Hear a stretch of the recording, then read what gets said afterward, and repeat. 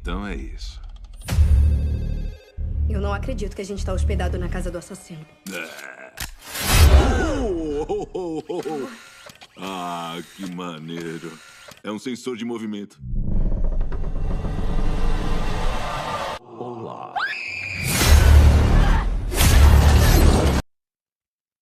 Oi, pessoal! A crítica de hoje é sobre o filme Pânico 7.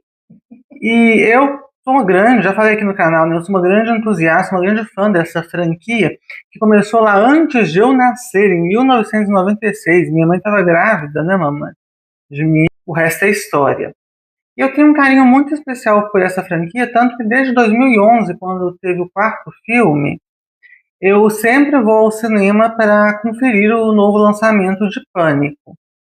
Pânico 7 estreou com a pior avaliação da história da franquia, junto com o divisivo terceiro filme, no Rotten Tomatoes, que é aquele site que compila críticas da imprensa.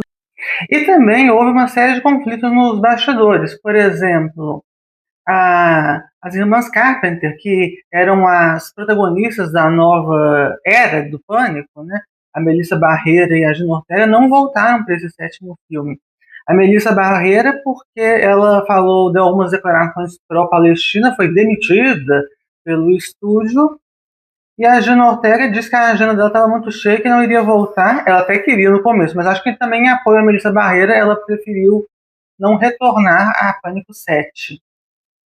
E aí, a franquia, esse novo capítulo da franquia, teve um desafio muito grande que foi olhar para o passado, né? E eu acho que aí, como quem tira do limão uma limonada, eles conseguiram o que é um dos maiores trunfos desse Pânico 7, na minha opinião, que é a maneira como ele lida, como ele olha para o legado da franquia. Eu gosto que esse filme é dirigido pelo Kevin Williamson, que foi o roteirista do primeiro Pânico lá atrás. Teve toda aquela sacada do roteiro meio pós-moderno, né, que os jovens estão discutindo filmes e ao mesmo tempo se enquadrando nesse tipo de acontecimentos de filme de terror. E também voltou a ter o foco na Sidney, que é a personagem da Neve Campbell, que é a Final Girl, a heroína dessa franquia. A Sidney, ela não veio no sexto filme, porque a Neve Campbell propôs um valor que eles consideraram alto, e eles foram meio que não legais com ela, e não quiseram ela no sexto filme, mas agora eles voltaram atrás, né? Inclusive dizem que ela cobrou 5 milhões para atuar nesse filme, é muita coisa, né? São 30 anos. Sim, eu acho que porque se valoriza desse papel, ela tá certa, né, em cobrar e buscar esse reconhecimento. E eu gosto particularmente como o filme trabalha essas duas personagens, vividas pela Neve Campbell e a sempre fantástica Courtney Cox, que é a única personagem que sobreviveu a todos os filmes da franquia até agora. Porque a Courtney Cox, ela interpreta a repórter Gail Weathers, desde o primeiro filme também, em 96, e ela cobrou só 2 milhões para voltar, ela não é a protagonista, né? E é muito legal como o filme trabalha as duas personagens. A Sidney volta como um pilar emocional, uma personagem que agora é mãe, é mais madura. E a Gale também eu gostei muito de vê-la neste filme. A Courtney Cox sempre é uma presença muito forte, uma personalidade muito incrível e muito descolada nesses filmes.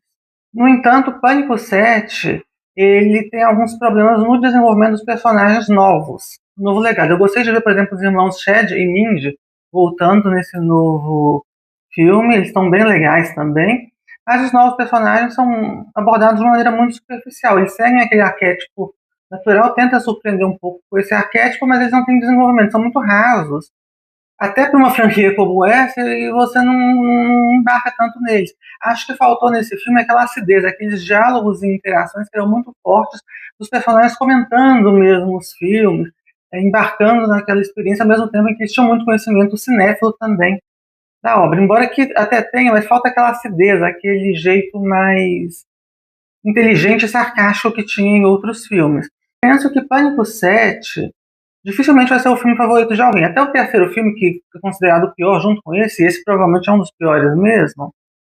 Mas Pânico 3, por exemplo, é um filme que as pessoas, tem muita gente que gosta, vê uma vibe mais cômica, que até serviu de inspiração depois na franquia, e muita gente aprecia Pânico 3 como um dos melhores, apesar de ser considerado também por muitos um dos piores. Acho que o Pânico 7 dificilmente vai ter isso. Ele é um filme menor da franquia. Mas mesmo um Pânico menor é muito divertido, é sempre gostoso de assistir e é sempre bem feito. Então, para quem gosta dessa franquia, acho que ver Sidney e Gale já é suficiente para me fazer levantar e querer o cinema nessa mesma fórmula. Eu estava grávida da Sofia quando veio o primeiro Pânico e não me chamou a atenção.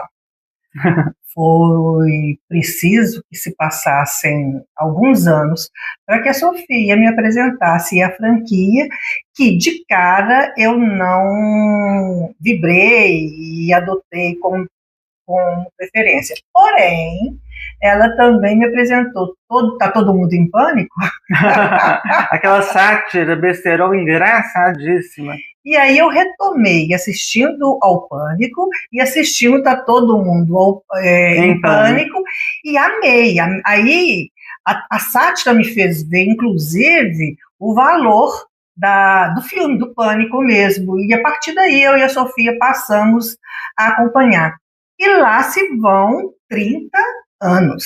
É muita coisa e é muita criatividade para uma franquia continuar, e sempre que é lançado um novo filme tem um apelo público muito grande, embora a gente perceba, ontem eu e a Sofia saímos do cinema comentando, que é difícil também manter aquela virada, às vezes o assassino surpreender a gente, em alguns surpreende mais, outros surpreende menos, e nos que surpreendem menos é porque é tipo assim, uma forçada, sabe? A gente não compra muito a ideia. Mas Pânico 7, que de fato não é o melhor roteiro, pode não ser o melhor roteiro, mas o Pânico 7 me apresentou coisas que eu amei. Por exemplo, ver a Sidney, que eu vi no ensino médio, lá do Pânico 1, agora a mãe e a filha dela nesse momento em que ela viveu lá no início. Isso é muito bacana, de você pensar assim, puxa, eu acompanhei isso tudo. Foi bacana ver a questão de como a filha participa ou não desse passado da mãe. E antes que você vá julgar, tá certo ou tá errado a Sidney ter poupado a filha dela, você percebe também que não é questão só de contar um passado para a filha, ou de dividir um passado com a filha. É uma questão de ela perdeu a melhor amiga, a questão perdeu a mãe, o namorado, as frustrações, o terror, enfim. É uma história muito envolvente e que aí você vai entendendo a complexidade da personagem, né, vivida, a personagem Sidney. Amei também, porque eu já amava a Courtney desde que ela é Mônica. Em Friends. Olha só que eu usei no presente, ela sempre será Mônica Forever, de fato. E eu fiquei muito feliz em Pânico 7 porque ela deu uma melhorada em alguma coisa plástica que ela tinha mexido das outras vezes, que estava mais artificial, e eu ali, meio que, vocês não espalham não, mas regularidade com ela.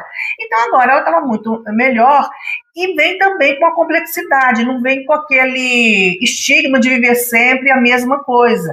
Ela vem com a complexidade do início da carreira de repórter, que é a minha área, eu entendo muito bem. Ela vem com a questão de como escreveu o livro, como que foi recebido ou não. Ela vem com essa relação com a Sidney, vira amizade ou não vira, é amizade ou não é interesse. E ela agora, no Pânico 7, depois de 30 anos, vem com a responsabilidade de formar uma nova galera para o que ela fazia antes. E a minha filha é a personificação da densidade dessa história. Ela era um feto dentro da minha barriga e hoje esse mulherão aqui. Ou seja, é assim que se constrói também histórias de sucesso no cinema. Mas teve uma coisa que me chamou a atenção.